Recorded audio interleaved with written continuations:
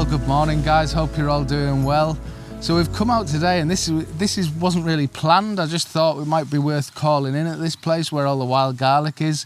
We're actually going to head out towards the Roman wall and have a look for something out there, but this is only about 10 miles from where I live, and I wanted to see what the wild garlic was doing, see if it was in flower yet. And it's, as you can see back here, it's looking amazing, it looks beautiful, and it smells amazing here. But it just goes to show there's a scene back here that I've shot before, which I'll put up on screen. And now, this year, there's a whole great big limb come down off a tree on both sides of it. Half of the top of the trees come out, and it's destroyed the shot that I got last year. There's just no way of getting that shot again. So that's that shot's done and dusted. And it kind of goes to prove that you have to take the shot at the time, because nature doesn't hang around for you, it doesn't wait for you. Things can change really rapidly. So it's always worth taking that shot. Now that shot I won't be able to repeat now because it'll never be the same. I'm not going to take a shot here because it's not actually going to work anymore. But as I said, at least I've got that shot from last year. Even though the garlic is actually better this year, which is typical, it's better this year than it was last year. It looks a lot fresher, a lot cleaner, and I think it's because I've probably got here a bit earlier this year. But it just goes to show these places are definitely worth visiting. If you know somewhere like this, go back to it and see what it's like. Keep going back until you get those perfect conditions. And with wildflowers especially, it's really a case of going back till you get them at the peak, because too early and obviously there's not enough in bloom, too late and they just look done. They look wasted, they don't look as fresh basically. So definitely worth returning until you get those optimum conditions. But I'm going to have a walk through here, see if there's something else I can find, something else more unique for this area. And there's also a shot that I took of some bluebells, probably my favourite bluebell shot that I took. I'm going to return to that location and see what that looks like this year as well.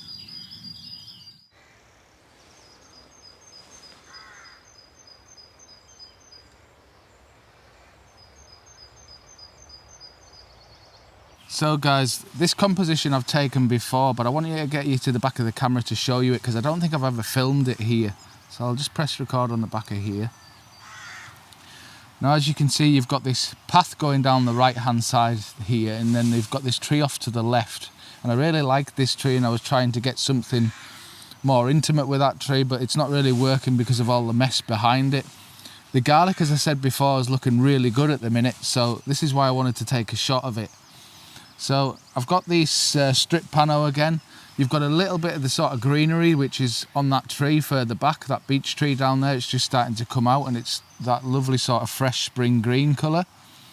You've got the wild garlic down on the lower section of the image, so I've got it split into three again. You've got more of the wild garlic down in the lower section of the image obviously, and then the middle section, it kind of leads its way through towards that tree further back there. The only thing I don't like, which we've kind of both seen, is this light off to the right hand side corner of the frame up here.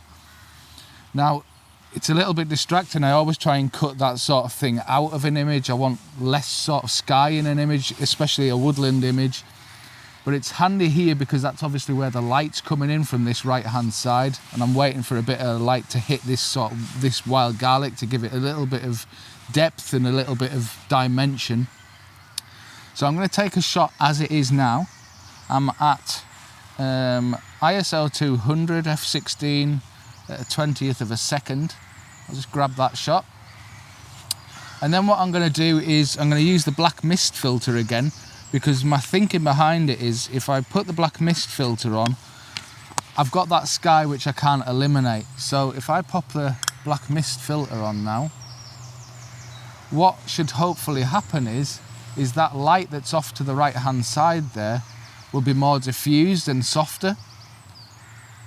So it shouldn't be quite as harsh in the frame, that's what I'm trying to say. It should kind of give it more of a kind of ethereal feel to it and be less distracting. So I'll grab that shot as well.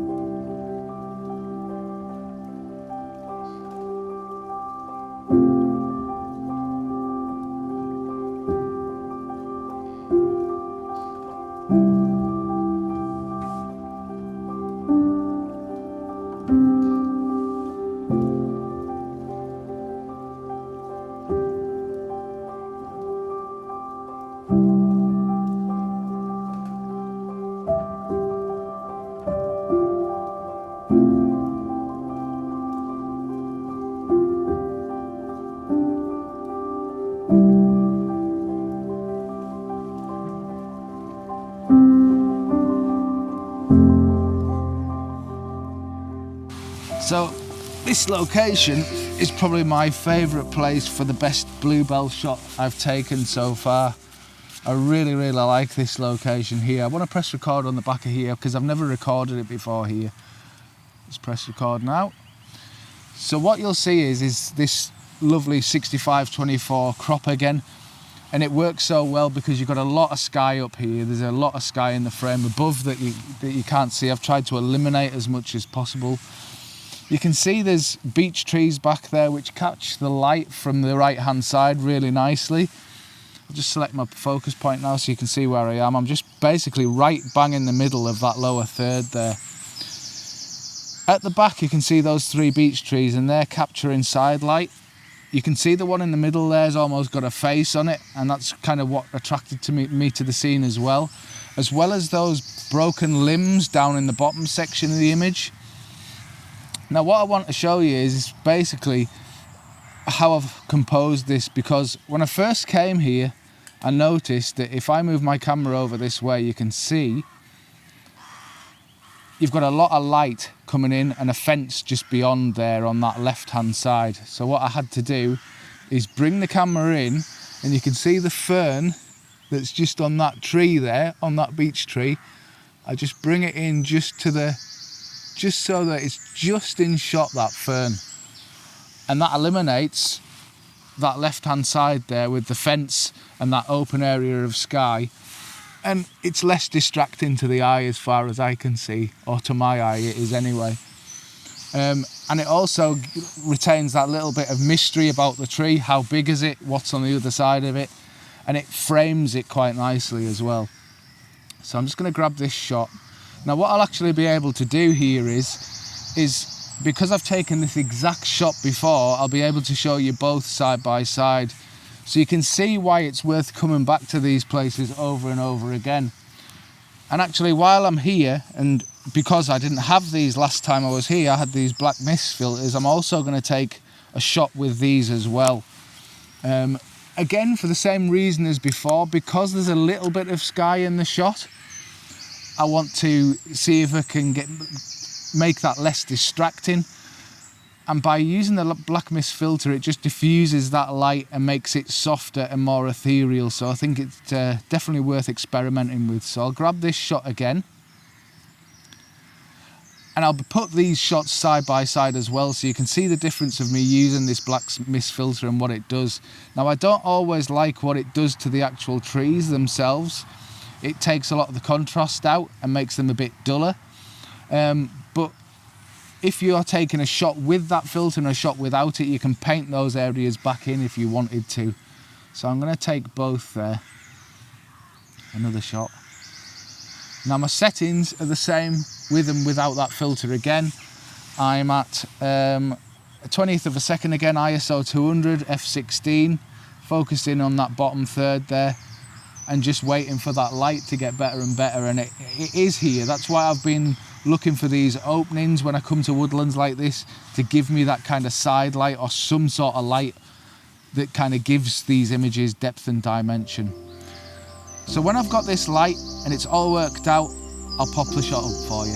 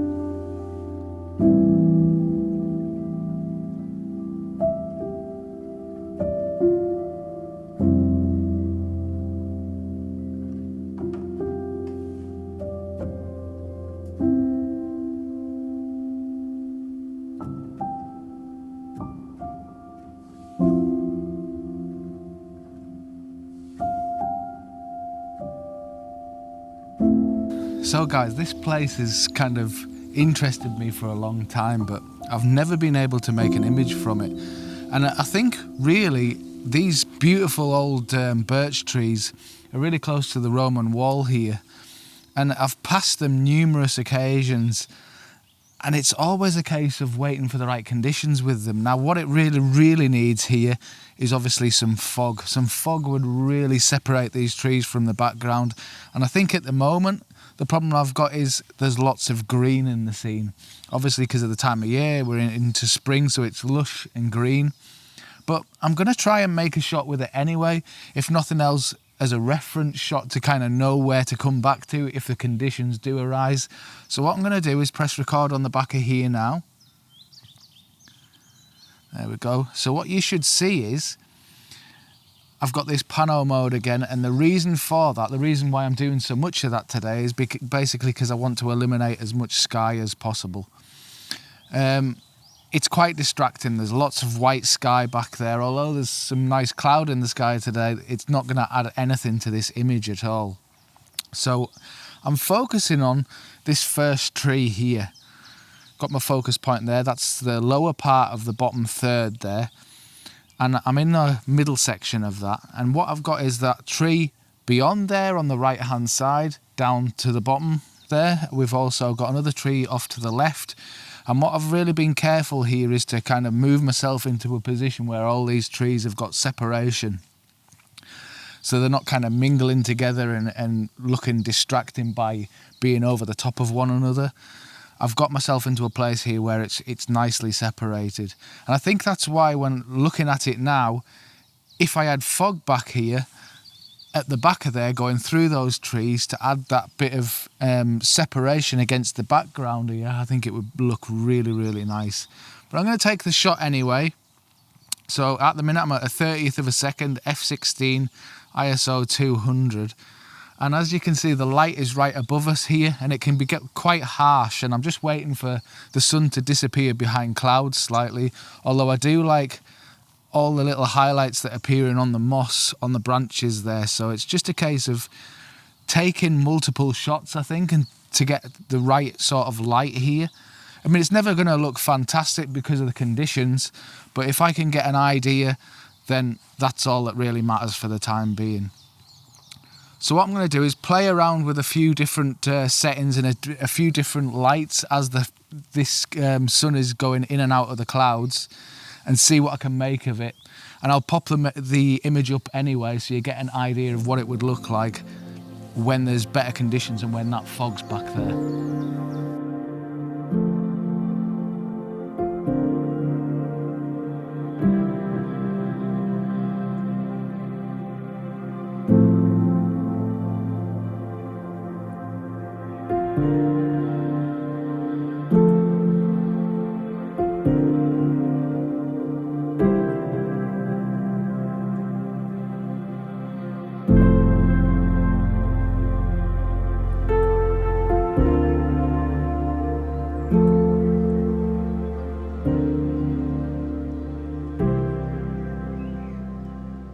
So guys, we've actually moved on again because we went up to the Roman wall where we shot those trees last there, and actually when I went up onto the wall itself to look at the shots out towards the sea from that direction, it just wasn't working. It just didn't work at all. There was lots of people there. The conditions weren't exactly right, so we've kind of moved on, and we're going to make the most of these conditions that we've got now for the bluebells and the wildflowers again, because on from last week's video where the conditions weren't totally just right, coming back to these locations does pay off. So we've come back a week later because I checked this place out last week as well, and they weren't flowering here either, but just a week has gone by and the conditions are perfect. The bluebells are in full flower now and they're looking amazing, just looking lovely and vivid. Perfect time to shoot them really. So I've come back, I've set myself up this composition again. I'll press record on the back of here so you can see what I'm looking at. Right, so again, strip pano, because again I want to eliminate the sky. Always when I'm in the woodland at the minute, I really want to eliminate the sky. There are situations where I like the sky to be in the shot, but at the moment, it's not working for me. It's too distracting. So what I really want to happen is to eliminate all that sky out of the frame completely and just focus on the light that's hitting the bluebells, the forest floor, and this pathway that's on the right-hand side. So as you can see, I'll select my focus point. I've got it just on the path, just in that middle third, off to the right-hand side slightly. I've got the path leading in from the right because I don't want it centered. I think it would look too obvious if it was just centered. So I've got it off to the right there. I've got the light coming in from the left, up above, which is illuminating all these lovely bluebells down here. Now, I've taken a shot already. We've had a lot more light on the subjects before, so it looked a little better, but I'm going to take another shot anyway. And what I did was, or what I have been doing is adding the CPL to it, just to take, if you can see through there, just to take that little bit of glare off. You see, that just takes it off. Now, I don't want to take it off completely. I want to leave a little bit of it on, but it takes that glare off and saturates those blue colours really, really nicely. So I'll just adjust my exposure to match that now.